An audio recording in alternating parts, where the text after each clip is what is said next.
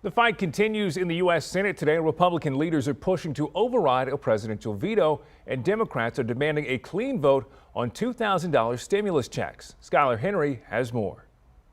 The Senate Majority Leader has introduced a new bill that would combine $2,000 stimulus checks with two of the president's unrelated priorities: the creation of a commission to study election fraud and the repeal of Section 230, which shields social media companies from lawsuits. What we're seeing right now is Leader McConnell trying to kill the checks, the $2,000 checks desperately needed by so many American families, by tying them completely to partisan provisions. The Senate's not going to be bullied into rushing out more borrowed money into the hands of Democrat rich friends who don't need the help. Senate Democrats were blocked from bringing up a standalone bill passed by the House that would increase the payments. We urge Mitch McConnell to stop his obstruction. Senator McConnell is also pushing for a vote to override the president's veto of an essential defense bill. 1 week from today, the new Congress will meet to count each state's electoral votes. Several House Republicans have said they will object, and now one GOP senator is joining them.